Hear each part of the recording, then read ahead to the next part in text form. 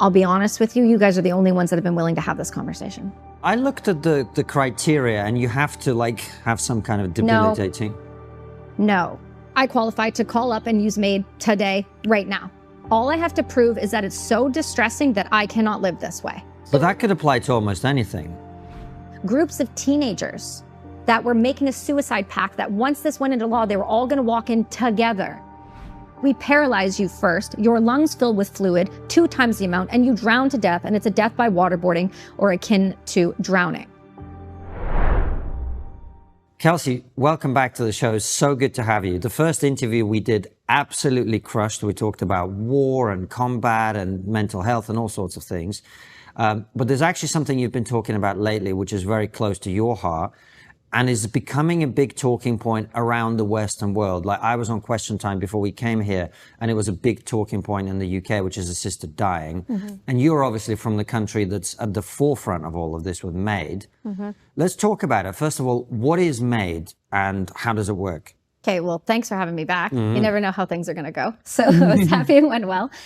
So MAID is medical assistance in dying, but let's call it what it is. It's eugenics. It's not MAID, it's eugenics. And the reason I say that so emphatically is because the statistic around who is using medical assistance in dying versus who is being euthanized are radically different. So the difference is the doctor who does MAID is going to say, Constantine Francis, here's your drug. You have to take it. You can take it at home. You can take it with a doctor, you can take it with a nurse practitioner, but you're ingesting the drugs, okay? So these are the lethal injection drugs. These are the poisons you're going to put into your body. They're going to burn your mouth. They're going to burn your esophagus. And believe it or not, it's not a painless death. Which is being, yes, and. And so what it is that this is medical assistance in dying. This is your drug. What Canada is doing, the rest of the globe is actually doing, is this, going, hi, I'm your doctor. You're sad. You're depressed. You're homeless, you're an addict, you're struggling, give me your arm, I'll kill you.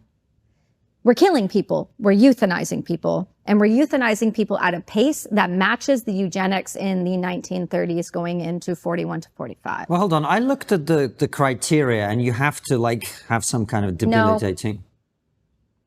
No. That is a false lie that the Dying with Dignity death cult has propagated across the globe with their $8 million and their lobbying arm of the Liberal government. They have been around and had been admitting since 1994 in Senate that they've been killing people illegally. Period, full stop, end of conversation. Let's go back and talk about what this really is. This is a movement to remove the vulnerable, disabled, liabilities, burdens on society, full stop. That's what this is. This is not compassion and care, dying with dignity or empathy. This is let's remove the problems from society. So this is what it looks like. 2016, Canada decided with the Carter versus Canada case, they were going to challenge, there was a woman in British Columbia who was going to challenge the system to say, I want the right to die. Okay, cool. Well, then go kill yourself. Okay, go kill yourself. If that's what you want, that's fine. But when you start to lobby government, you start to change what happens and when the government gets involved with your life. So the reason this is a problem, and Liz Carr from the UK, she did a BBC documentary called Better Off Dead. I got to participate in it and meet her. And she said, Kelsi, I want you to understand why you can't even have a law at all. Because once the law is in place, you don't get to decide what's amended and what walks through it. And this is where we're at now. So 2016, Carter versus Canada happens. They win the case. All that it means is that it changed the criminal code to say that all doctors and nurse practitioners that participate are not liable for murder or homicide. That's all that happened, okay? And this was for track 1 only. Track 1 is specifically designed for the terminally ill. Okay, that's it. Terminally ill. You have to have a foreseeable death. That's how the wording is written. After that, in 2021, they had, again, people like Dying with Dignity lobbied the government again. Now here's your slippery slope. And they said, we're going to introduce track 2. Track 2 is for non-foreseeable death. This is where it gets nasty. So I qualify, by the way. I qualify to call up and use MAID today, right now. Track 2. Why? Because of post-traumatic stress disorder, hearing loss, major depressive disorder, and a traumatic brain injury. Why would that make you qualify? Because it is considered grievous and irremediable condition. All I have to prove is that it's so distressing that I cannot live this way. Okay? So but that could apply to almost anything. Like, he's getting it now. right. Yeah. So the fact that you have some kind of condition that makes your life uncomfortable and can't be changed, that would apply to lots of things. Obesity, for example. Right? Diabetes, fragility, right. Homelessness, addicts. But is that really happening, Kelsi? Yes. It's happening in Canada. Quebec right now has the largest death count in the world. The province of Quebec, based on stats, based on their population density, has over 7.3% of its population last year were killed with euthanasia. 7.3% of the Quebec population was killed with euthanasia. Do you see why I've been screaming for 2 years? With all respect, I find it hard to believe. Would you like me to show you the stats after? Well, I'm sure you're right. We will check. No, for sure. Please do. Yeah, please do. So 7.3% of the population. Of Quebec's population in that province. Right. So I think it was roughly over 4,800 deaths last year alone in that province, not the country, that province. Yeah, yeah. And do you have some kind of idea of how that breaks down in terms of the types of causes? I do have the data and I can get it for you, but it does break down provincially. So every year you get a MAID death review per province, okay? And it breaks down whether it's cancer and the type of cancer, but here's where it gets tricky, and this is where they've skated the system. So going back a little bit, and we'll get to that, going back a little bit, what has happened is when you did track 2, that can include people who are not, foreseeable death, right? So again, this opens the door to the mentally ill, to those that are homeless, addicts, yada, yada, yada, yada. But it was supposed to legalize in March of 24 of this year, where it was supposed to include for mental illness only. So we just had this conversation right before. So let's put a pin in that. What do we mean by mental illness? Are we talking about schizophrenia? No, depression, schizophrenia, bipolar 2. We just had a lady, her death was scheduled last week. We got it stopped because she had bipolar 2 cycling, and she did not qualify, but she was going to be mated because she was offered euthanasia after the first Zoom call with Dr. Ellen Wiebe in Vancouver after she doctor shopped because she could not get qualified in her province. Right. So she could have been having a manic episode. She was. So she was having a manic episode, and so she's not in a fit state of mind to agree to anything. With multiple suicide attempts as well and hospitalizations on her record. These doctors do not check the medical records, by the way. They do not have to. They are not liable to. All that it states in the criminal code is that they have to say this. I was of the opinion that the patient had an irremediable or grievous condition. That's all they have to say. After that, they are completely legal and allowed to then euthanize. But that's horrifying, because that's not what the Hippocratic Oath is: do no harm. That's in direct contravention of that. Well, we're making our healthcare practitioners executioners, and we don't think about the morality, and I've been thinking about this a lot, the morality around what we are asking people who have gone into a system to help and heal. We are now turning them into murderers and killers and people who are advocating for suicide when people are vulnerable. For example, we had a girl in British Columbia last year, June of 2023, walked into Vancouver hospital. She was suicidal. She was concerned for her own safety. She walked herself in, which is by the way, the right thing to do. She was met by the doctors who told her she couldn't see a psychiatrist for 6 months. Okay, 6 months, there was no beds available, no psychiatry. And then she was then sat down while the nurse put her hand on her knee and said, "Have you heard of MAID?" To a vulnerable person who just expressed that she was suicidal, the nurse then offered her to explain to her what medical assistance in dying was. This is like taking So it's like, you want to kill yourself, we'll help you. 1,000%. Simon's Department Store, for example, a couple of years ago, I started squawking about this online. Simon's Department Store from Quebec, they're just like a clothing home sort of deal. They decided they were going to run an ad, okay? Did you guys hear about this ad ever? No. Oh, it was wild. I know it's so depressing. I apologize. So what they did is they had this lady who, by the way, only was choosing MAID because she couldn't get healthcare in Canada. That was it. Couldn't get healthcare, couldn't get access to treatment. She was in so much pain. They did an ad of her on the beach with cliffs behind her, with bubbles floating in the air, talking about how she was going to cross the Rainbow Bridge and it was going to be beautiful and gorgeous and peaceful. A department store was soft launching with other vulnerable people and young adolescents watching that commercial on TV. Euthanasia. It's the slow drip. It's the frog in the boiling pot. It's now us saying that we will kill you if you're struggling. People like Dying with Dignity and CAMMAP. So let's talk about what CAMMAP is for a second. CAMMAP is the Canadian Association for MAID practitioners. They are the ones that go around and educate doctors on how to not only get your patient qualified, but then to how to do it, the drugs to do it, and how you can escape the system, if you will. Because like I said, going back in March of 2024 was supposed to include children, mature minors, down to the age of 12. Let's pause on that for a second. That's insane. And then mental illness alone. Mental illness or mental health? Mental illness. Because that's one of the distinctions that is really blurred in our society. Because, you know, if you're depressed every now and again, that's mental ill health. Whereas if you have schizophrenia, that's mental illness. Do you know what I mean? Yeah, so it's a little tricky, right? Because a lot of times people are they have multiple diagnoses, right? So like for me, when I was in the Army, it was post-traumatic stress. And then last week, I just won my case against Veterans Affairs after suing them for 2 years. And when you look at the reason I won, it's because 11 of the 13 symptoms of TBI and post-traumatic stress overlap. So I was finally able to get the diagnoses of my traumatic brain injury separate from that. So mental illness, PTSD, mental injury, mental health, other things. When we were talking about the fitness component right before, about how important it is to stay moving, how important it is what you put in your mouth, because it is directly responsible for 90% of the serotonin that goes to your brain.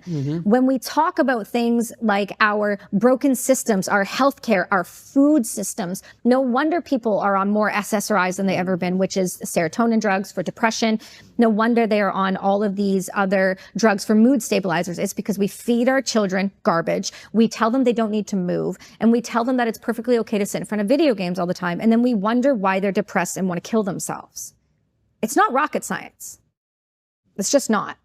So going back to this clause. Okay. So in 2024 in March, it was supposed to include this, and it was supposed to be just that alone. What had happened at that point is we were getting phone calls from group homes in Vancouver and other locations, hearing about groups of teenagers that were making a suicide pact, that once this went into law, they were all going to walk in together. These kids are being manipulated to believe through people like Dying with Dignity's children's books that this is a peaceful situation, that it is wonderful and you are a burden to society, so you should eradicate yourself. They literally have a children's coloring book on their website that talks about how the death is going to happen, what it's going to do, and about the lungs, which I spoke about on Jordan Peterson, which was the mechanism of death that exploded. And it's because we paralyze you first, your lungs fill with fluid 2 times the amount, and you drown to death, and it's a death by waterboarding or akin to drowning. So when people say this is peaceful, that's a lie. And I can tell you why. Because under CAMMAP's statistics and the way that they train their doctors, which is under the BMJ, you guys can find it anywhere. And if you go into the NIH, they have the list of drugs, but it states very, very clearly, this is recommended drugs and recommended dosage, not necessarily the ones that need to be used. That right there leaves the door open for absolutely any drug to be used. We know the amount of propofol they use burns your veins, so you're in excruciating pain, but you don't feel it because the first drug they give you is to calm your anxiety and your fear. That's literally the words that they use. And then the second one is a paralytic, and then the third one shuts everything down. If it shuts everything down, and I say if very aggressively because it is mandatory to have 2 MAID kits for a reason. So you get a double dose? No, it's in case it doesn't work the first time. And there has been cases of people who have suffered for up to 31 hours. Look, sorry, mate. No, it's, I mean, it's not fine. It's awful. Kids, how can you justify euthanizing kids? Well, Quebec is including infanticide for children up to the age of 1 now. What? That's what they have there. So the healthcare director, what is it called? It is the physician, the college physicians. I'm not going to say the name of the individual. They have lobbied and stated that they would like to have the right for infanticide for children up to the age of 1 or children that are born with such a debilitating debilitating issue that they then can qualify for medical assistance in dying. So what do they classify as a debilitating issue? Well, they seem to think things like Down syndrome are, or what was the other one that I just read? Spina bifida. Somebody just qualified for spina bifida. We also have individuals qualifying for hearing loss, people who are blind. We have individuals. Wait, hold on. So if you have a blind baby, you can have them euthanized? They are saying that is that issue going to be an irremediable, grievous condition for that child to grow up in? So if you feel that your child is blind or deaf and therefore is likely to suffer, you can have them killed. Quebec is discussing this as their new, this is the College of Physicians. So this isn't approved yet? Well, so here's the thing. When you say, is it approved? This is where I get a little cranky about it, because it's not approved to kill people with mental illness, yet we're doing it. And the way they skate the system, and you can look at under BC stats, under the healthcare report last year, under MAID, is the first thing they state is that what is the main issue, right? So here's my example. Constantine, I'm really struggling. I'm really depressed. Okay, but we can't kill you until 2027 because of the mental illness. So let's look at what else is going on. Well, I have to have knee surgery and I'm a runner and I can't run right now. Oh, is that very distressing for you? Yes, I can't live without running. Well, that's your first line item, right? So that's irremediable for me. I need to move. I can't. What's your comorbidity? Underneath, it'll say other. And under British Columbia, it'll say 90%. And when you look up what the definition of other is, depression, fibromyalgia, fragility, diabetes. At Trigonometry, we value expertise and integrity in everything that we do. That's why we've partnered exclusively with Augusta Precious Metals in America. Having met them personally, it's obvious to me why they're the best in the business. Their expertise and commitment to transparency make them the ideal partner for anyone who's serious about protecting their wealth. They help people like you protect their savings with gold, a tangible asset that has held its value through every financial storm, ever. With Augusta, it's not just about buying gold. It's about understanding why gold matters. They provide a free, no-strings-attached info kit that explains how diversifying your savings with a gold IRA can help shield your retirement savings from inflation and economic uncertainty. But don't just take our word for it. Augusta Precious Metals has earned thousands of 5-star reviews and holds an A+ rating with the BBB. Their commitment to trust and transparency is second to none, putting customer service above all else. Don't wait for the next financial crisis to hit, because one is coming sooner or later. Text TRIGGER to 35052 to get your free info kit on gold IRAs and start securing your financial future today. Once more, that's an SMS to 35052 and simply quote the word TRIGGER, because when it comes to your wealth, preparing for the future is always the smartest investment. But hang on a second. Most people in their life will suffer a severe depressive episode because life is brutal, it's hard, and horrible things happen. Right. You can't just, because somebody is having a severe depressive episode, you can't just go, maybe think about killing yourself. But they are doing that. So why can you say that you can't? Because they are, and they have been for years, and nobody wants to talk about it. They are, and they have. And I have records of people, for example, last night and all last week and the week before that, because I have this merry band of weirdos that we hang out with that are not accepting this anymore. Because every person I surround myself with now, mother has been killed illegally with MAID, like Alicia Duncan. Dr. Christopher Lyon, who's at York University, father was killed with MAID. We have WV and MV, he's currently fighting to keep his autistic daughter from getting killed by MAID in Alberta right now. It's insane. And then we get a phone call, and I mean a cold call, because they found me from Jordan Peterson. So thank you for that, because now a woman is alive because of that show. Genuinely. So we're going to talk about it. It blew up in the media this week. That's why I asked you if you had heard about it. I can't say the names of the people. Obviously, the court case, I can't.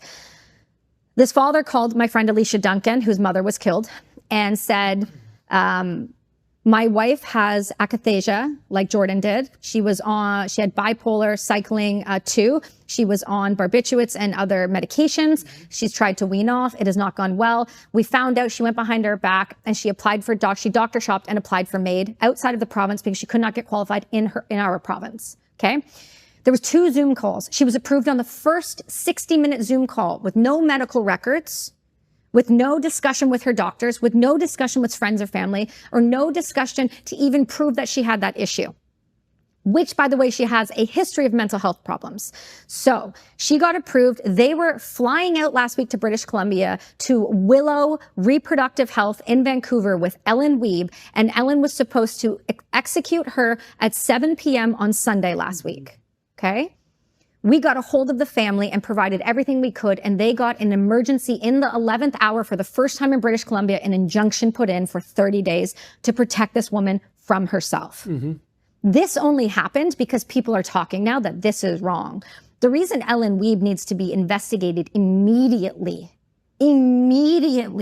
is because as of 2022, and this was in the National Post as well as several other, including Liz Carr's documentary, up to March of 2022, she had killed over 400 people alone. She has stopped saying the number since. That's 2 years ago. Mm-hmm. She does abortions by day and does MAIDs by night.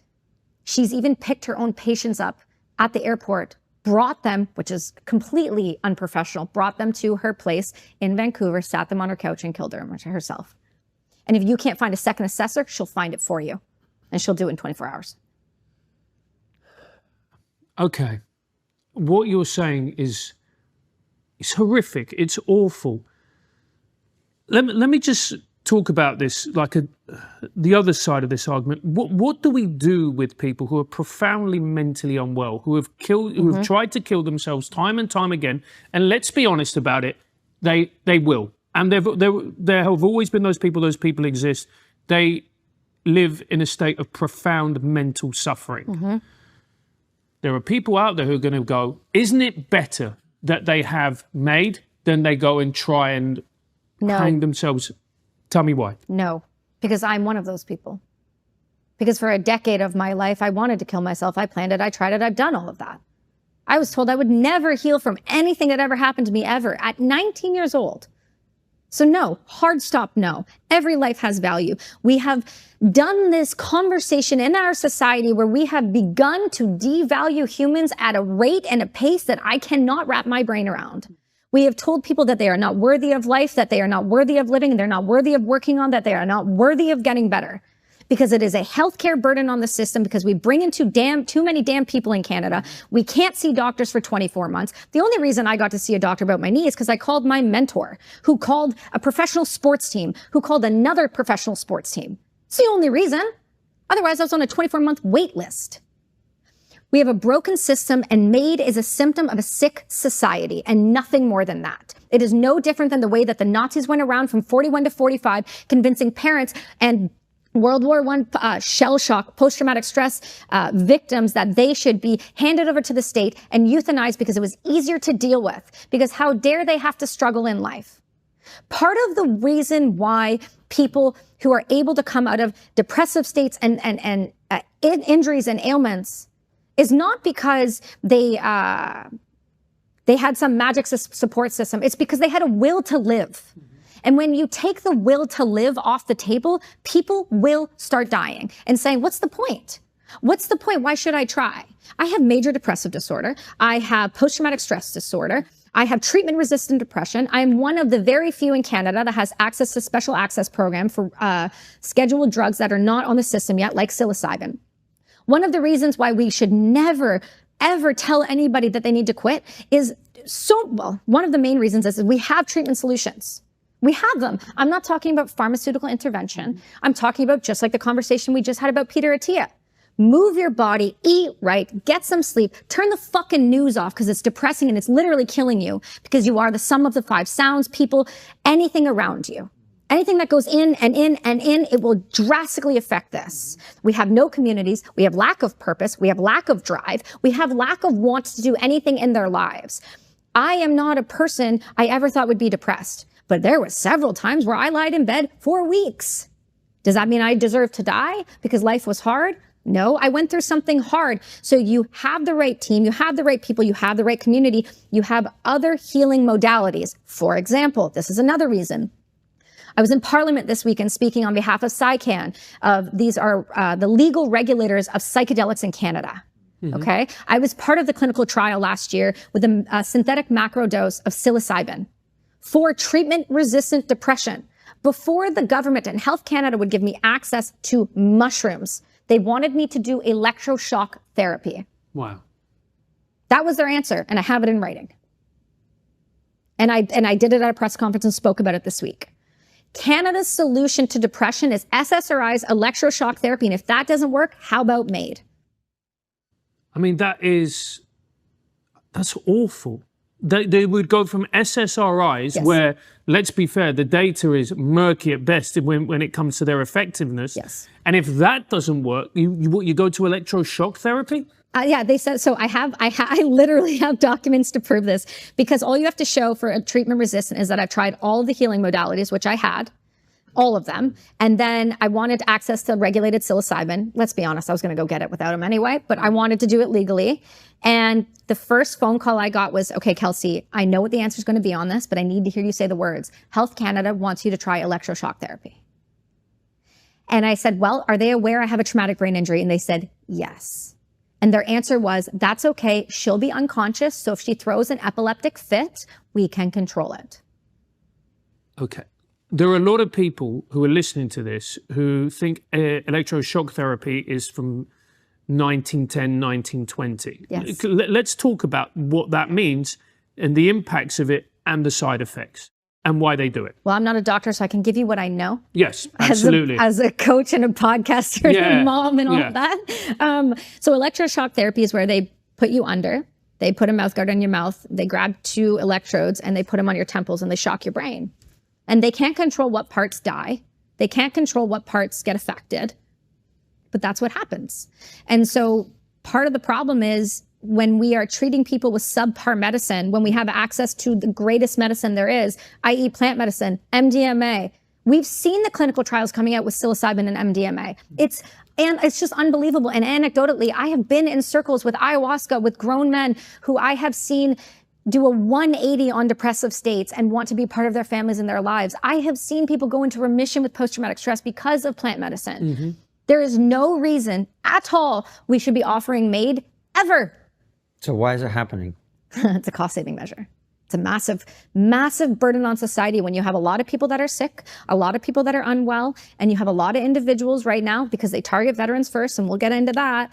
You have a lot of people that cost the government a lot of money, and we got to send that money to Ukraine. Don't you know that? That Canada has just, committed another, one of the Nazis in government has just admitted, what's her name, Christina Freeland? Just admitted and just said, we're going to give another, a few $100 million per year over to another government when we have the highest opioid epidemic in North America on the east side of Vancouver. We don't want to address that because we decrim there. That makes us money. And then in 2021, just by not providing palliative care and by doing euthanasia instead, they saved $86.9 million in 1 year. So if you look at the stats, so when I was on Pierce Morgan last year, the one thing that caught people's attention was the numbers. So let's just say the numbers. 2021, it was 10,000. 2022 was 13,000. 2024 is 15,241. We have a massive escalation ever since Track 2 has kicked into gear. Okay, let's just put that into perspective. In that same time frame, California, with the same amount of individuals as Canada, has only euthanized 841 people because it was made there. It was me giving you the drug and you taking said drug. Because people don't want to die, man. Because if they did, they would actually go do the thing. They don't want to die. It's a scream for help. It's a please help me, fix me. Something's wrong. I don't know what to do and I don't have the resources. But instead we go, okay, well, if you don't want to do it, here's how we'll do it. Well, you're not track 1, so we can't do it within 24 hours, but you're track 2. So how do we get you to track 1 so we can make it happen faster? Well, we can't advise suicide, but you know what we can advise? Like Stephanie Green does. Oh, stop eating and drinking. Stop eating and drinking. If you stop eating and drinking, guess what happens? Boop, you move to track 1. You can be killed in 24 hours. So it's a cost-saving measure. Massive cost-saving measure. I also think there's a more sinister side behind it. When you look at things like Dr. Christopher Lyon's paper that was just published, he's from Canada. He works at York University. And he just did this incredible paper called On Healthcare Serial Killers. That's a real thing, man. Because the way that Canada works, ready for this? MAID in Euthanasia is a self-reporting system with no safeguards.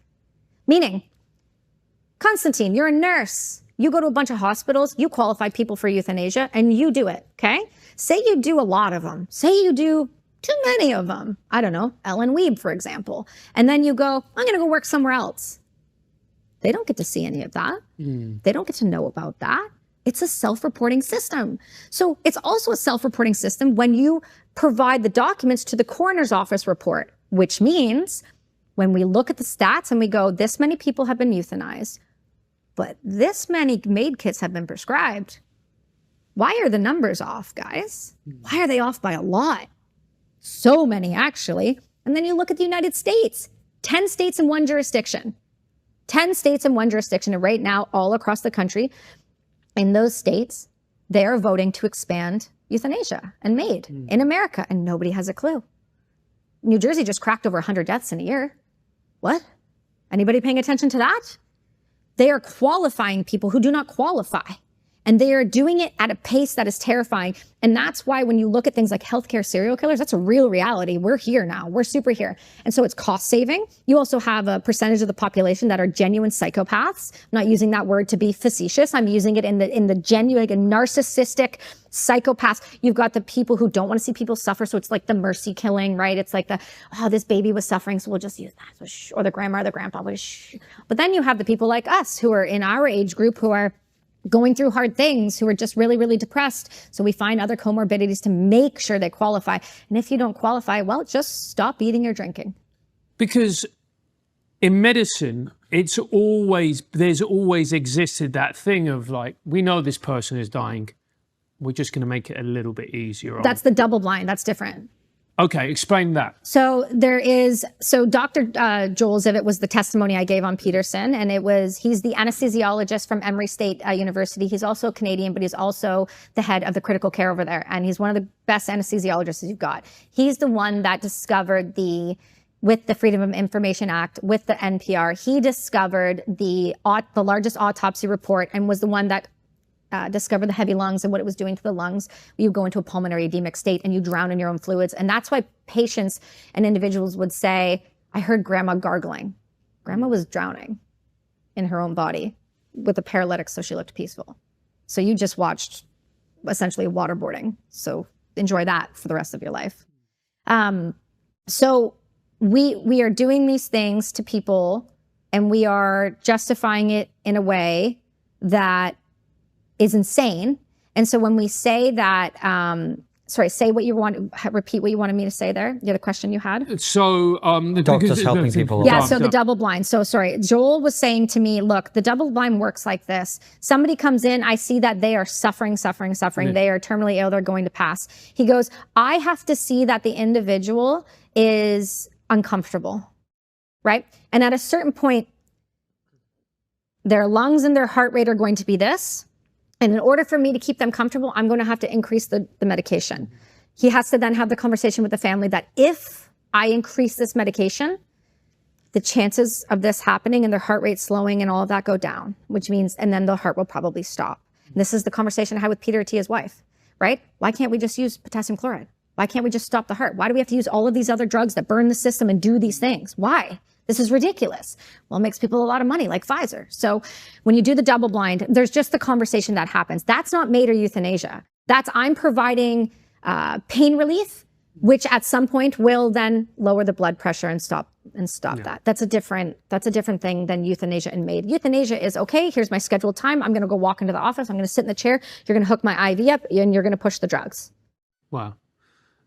So what do we do with those people, for instance, like my comedy hero, Robin Williams, who was diagnosed with Lewy body dementia, an awful, terrible illness. People who have been diagnosed with Alzheimer's, who know that they are going to fade away until they become an unrecognizable version of themselves, who is going to be dependent on their family and a drain on their family. and will say, and I completely understand this, I don't want to go out like that. The moment I stop being me, that's it. I'm done. I'm tapping out. What do we do with people like that? Better palliative care. Palliative care has to increase. The governments do not fund palliative care. If anything, they actually shut them down. Delta Hospice Society in British Columbia was forced out by the government because they refused to do MAID in their facility. They wanted you to be able to die a natural death. The government does not provide funding for palliative care. Furthermore, people like Dying with Dignity have now lobbied in the government for all the individuals who have the Catholic institutions that have religious exemption. They're lobbying to remove that. There is no place in Canada where you will not be euthanized.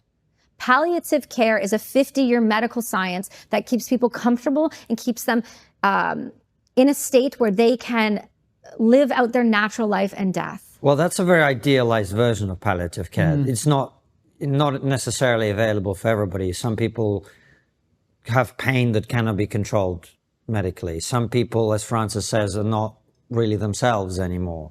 I'll be honest with you, I can envisage circumstances in which I would want that option to be available to me. I can envisage circumstances in which I would want that option to be available to people that I love.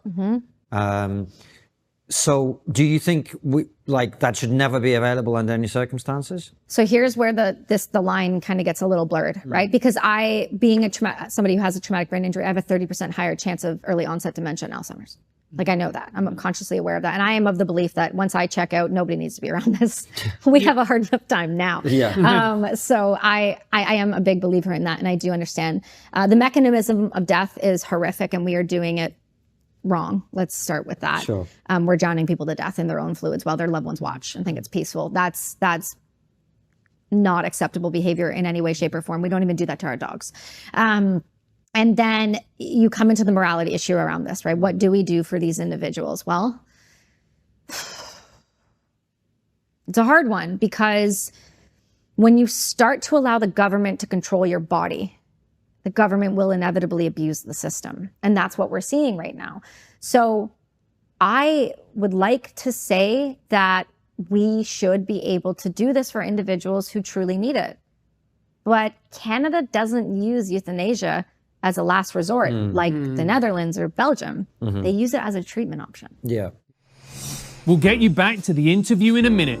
But first, that, my friends, is the sound of another sale on Shopify, the all-in-one commerce platform to start, run, and grow your business. I know that building a business takes work.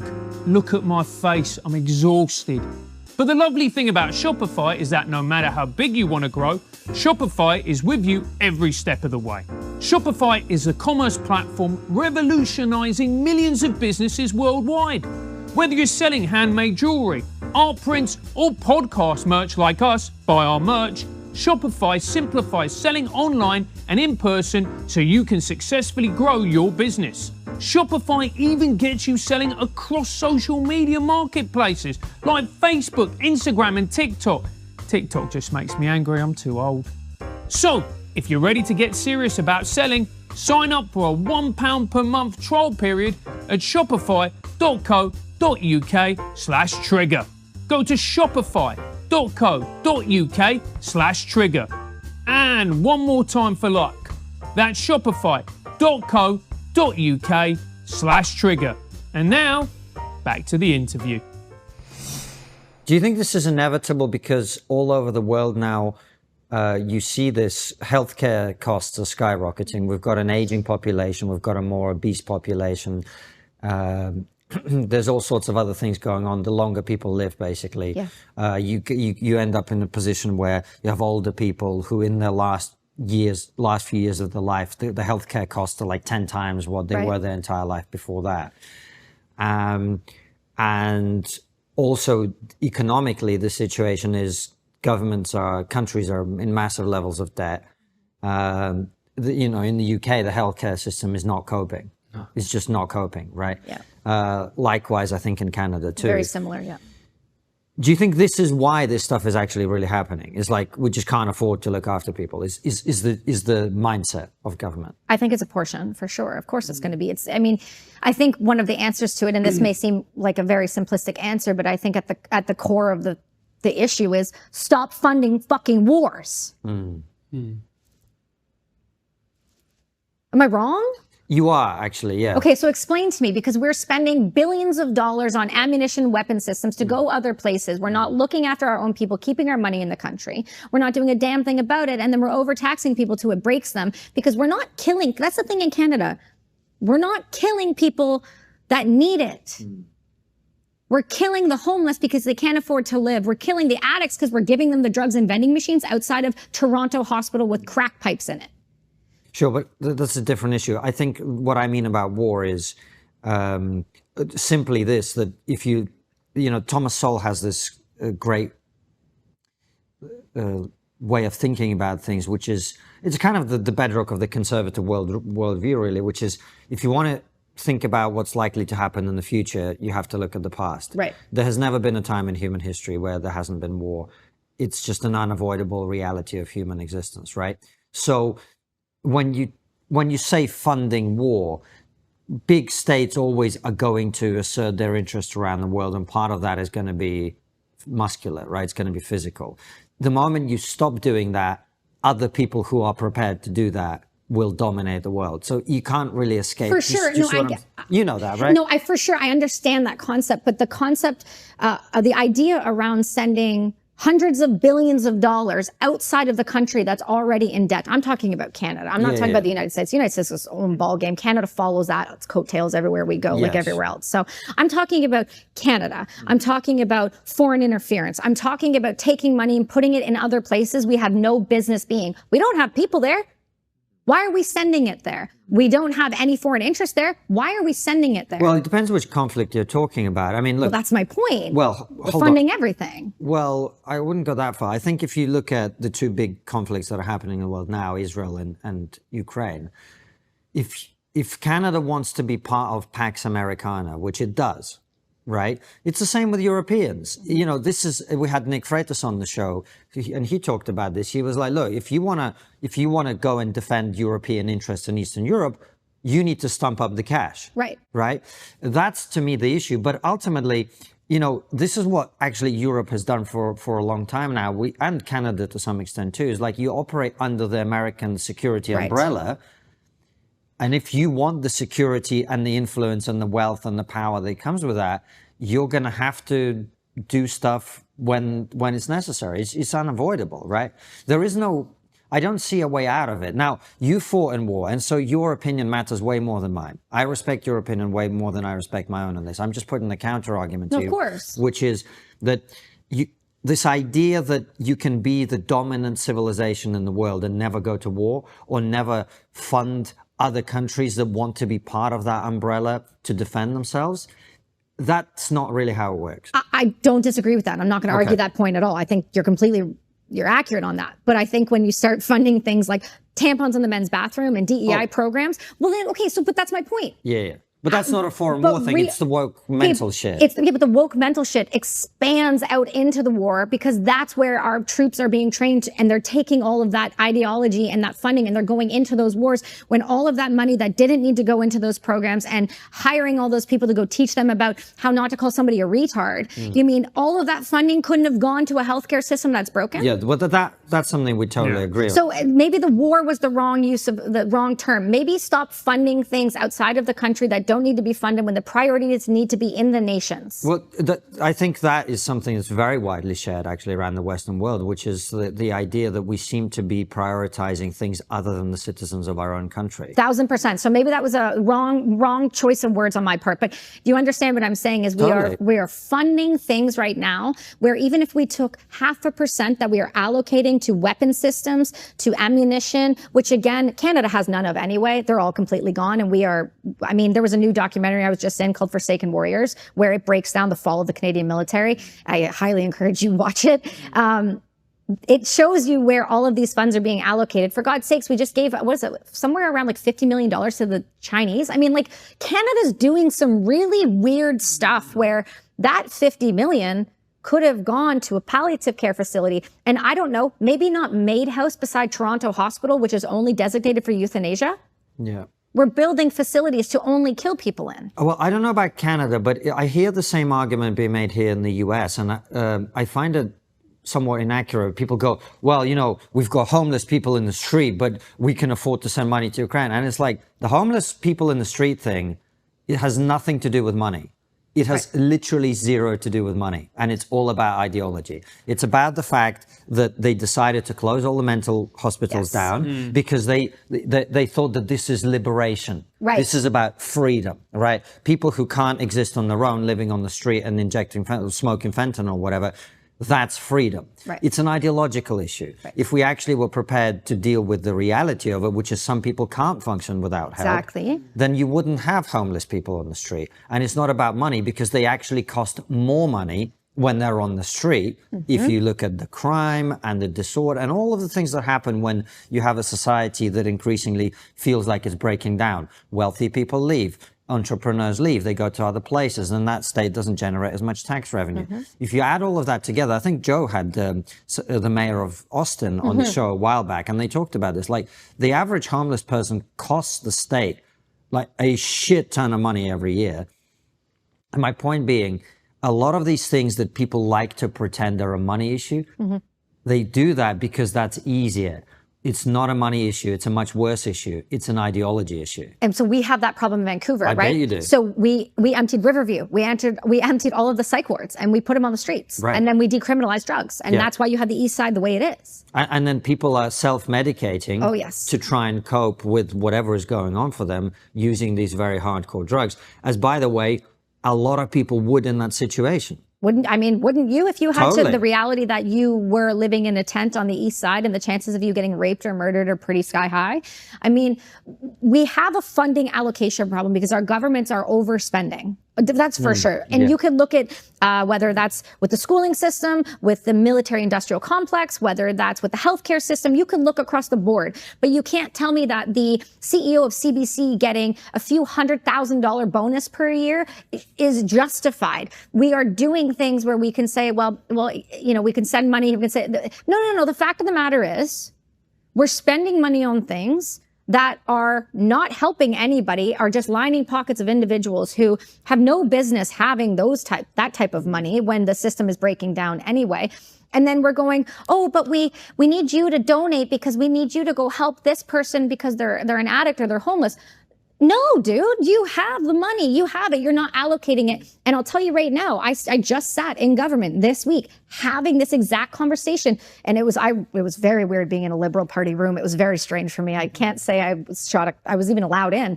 But I sat down and we said, we want to bring this bill forward to force Veterans Affairs to pay for psychedelic assisted therapy for veterans because we see how much it's healing people. And when you heal people that have actually been trained on how to uplift themselves, to be better entrepreneurs, to help society in general, we should be putting into that. And their response was, well, you can put the bill forward. It's got to be read 5 times. And once it's read, and in the first time, if it's not shut down, then you move to the second round and it's a lottery. They said maybe a year and a half. I said, okay, well, I said, to be transparent with you, I'm going to give you a stat right now that probably will mean nothing to you. But with the 44 a day of people killing themselves in America or dying by suicide, whichever one you want to say, that's 16,000 more people, fathers and mothers, that will not be here to look after their children because they took their own lives because you wouldn't let them get access to a mushroom. So you can't sit there and say that the solutions are necessarily, I get it, you can't just say that's a money allocation issue, but it definitely goes a little bit deeper to why are we so okay with funding high doses of pharmaceutical intervention for veterans to be vending machines for pharmaceutical companies to be making ungodly amounts of money, but we're not willing to give them access to psilocybin? I'll tell you why. This thing fixes you. This thing keeps you dependent. So there are ways to fix the society so that euthanasia doesn't even have to be an option, at least for the people that don't need it, for the mentally ill, children down to the age of 12, infanticide, for God's sakes. We should never be telling somebody, you're deaf, life's going to suck. I wear 2 hearing aids. You'll be fine. There's school for deaf. There's school for blind. There are children who are autistic that are thriving. There are children who have Down syndrome that are killing it. Why are we telling people that they should die instead of live? Canada is so quick, and I mean quick, to say to you, just die. It is literally a treatment solution in Canada, whereas, like I said, the Netherlands, Belgium, it is a last resort. You have to prove that you have tried everything. But the other thing that we have to look at is, if we are telling people to just quit, then what's the point of science? What's the point of trying to further medical care and science? Why should we be getting more care for cancers? Why? We're just going to MAID you anyway. Do you get my point? What's the research? Because we're going to tell you to quit. So what's the point of putting into research? What's the point? I don't understand. How much of this is to do with ideology, Kelsi? Oh, of course it's to do with ideology. When you have individuals who hate their own lives, who are sick, overweight, and unhealthy with no children, and they just are not happy with the world, and then you put them in places of power who educate other doctors on what they should be telling their somewhat healthy patients, of course it's ideology, because these are the same people that say that if I call you the wrong pronoun with the new Bill 63, I should be going to prison for life. These are the same people that say that me sitting on this show right now and the things that I've just said are hate speech. So we have to look at it from ideology, morality, from the financial burden on the system. We have to look at the whole encompassing issue. And what I can tell you is that having been dropped into this because Veterans Affairs started offering euthanasia when people were asking for help, is that the system is broken to the point in which we have individuals who are very unwell making the calls. And when you put people in places of power who are uneducated, who are mentally unwell themselves, who are unhappy with their own lives, you get, like we talked about this before, you get the trickle-down effect. This ideology of death over a life is something I refuse to accept, because my son will be 12 in a few years. And if he walks into a hospital in British Columbia or anywhere else in Canada and says, I would like to die, I will then have to spend my entire life savings plus more and fundraise to keep him out of the hands of people like Ellen Wiebe. You know, what we've been talking about is so awful. But one of the things that makes me hopeful is that the more we talk about it, the more we can change it, the more we can fight back. So let's talk about hope now. Please. Look, what are the green shoots do you see? And what are the things that people are doing to push back on this? Yeah, we're pushing, man. We're pushing really hard, really quietly, though, in a way that where it's making the actual difference, meaning we come out and we talk about it on shows like this. Like, I'll be honest with you. You guys are the only ones that have been willing to have this conversation. I told you this last year. I said, this is so heavy and so dark. And I understand the weight and the burden. And that's why I intentionally didn't wear black today. That's why I intentionally changed my nail color. That's why I intentionally tried my best to be somewhat so that you can receive what I'm saying. Because what I'm saying is if it's not you yet, it will touch someone you know. And when it does, you're going to call us and go, how do we fix it? So there is hope. There's so much hope. If we look at where psychedelics are right now and the movements across the globe and the research we have behind healing the neuroplasticity in our brains and rewiring and firing our frontal lobes, we can heal from things like depression. We can heal from these issues. We need to start looking at things like our community. We need to start looking at things like people's lack of purpose in this world.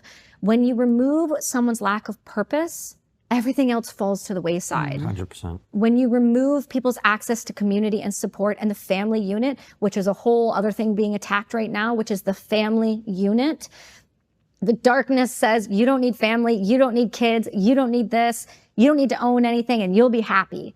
We have to reinvest in our community and our neighbors and our loved ones and say, it's okay if you're having a hard time. I've got you. You don't need to choose death. We are here to hold you and support you. The same way a lot of indigenous communities look at plant medicine, they don't take that person that's sick and go put them out somewhere else and say, too bad, deal with yourself. That's what Western medicine does. We need to go back to the way that we did it, where we grab those people and we surround them and say, you smash off all the walls around us. We've got you.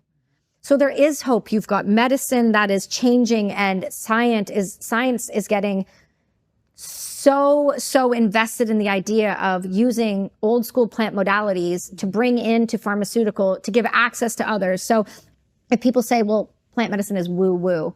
Okay, cool. But MDMA, ketamine therapy, which I still don't love, but MDMA, ketamine, psilocybin, ayahuasca, 5-MeO.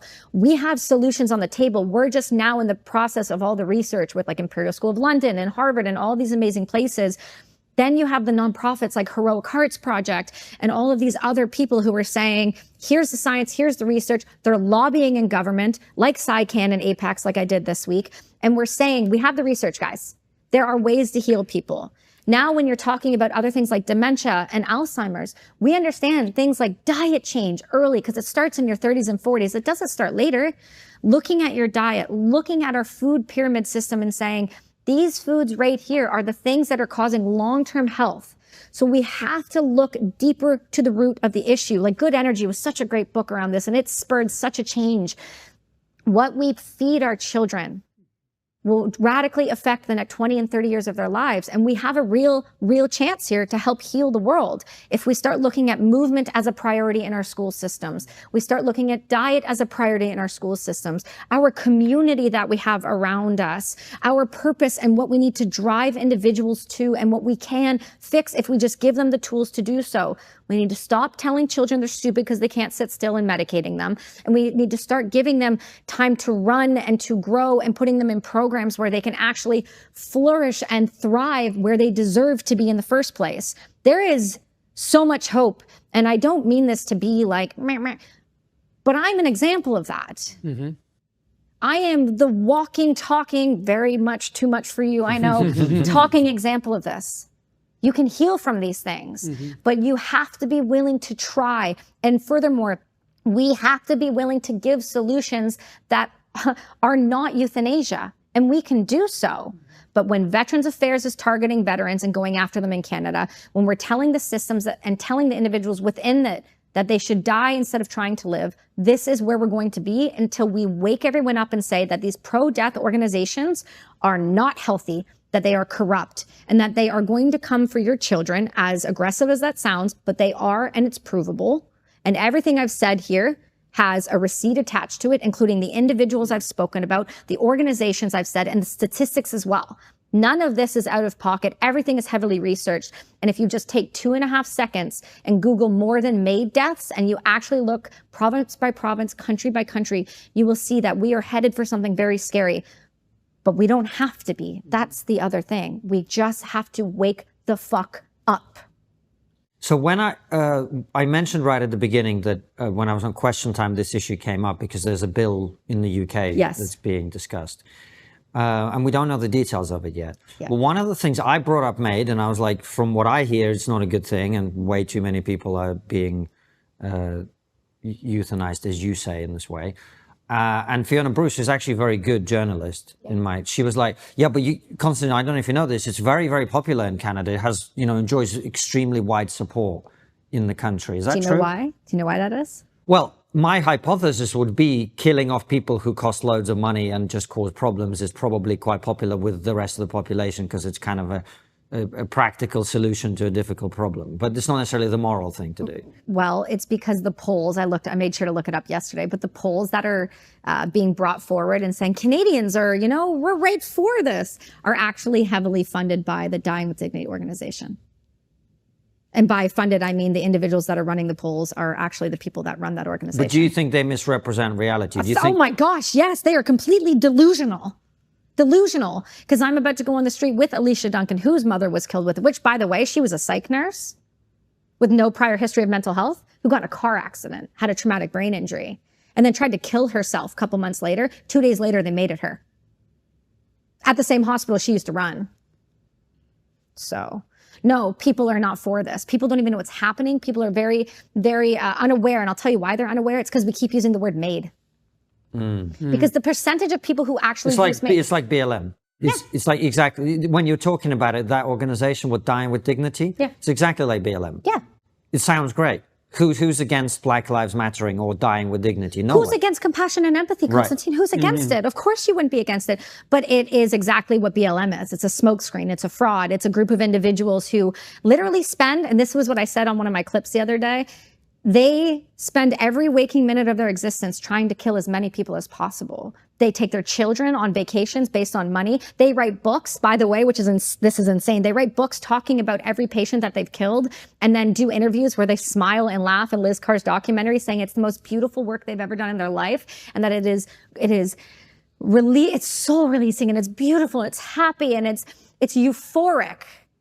It's euphoric to kill someone. I'm sorry, I've been on the other end of that. It's not euphoric. It's not to watch somebody's lights go out. That's horrific to say.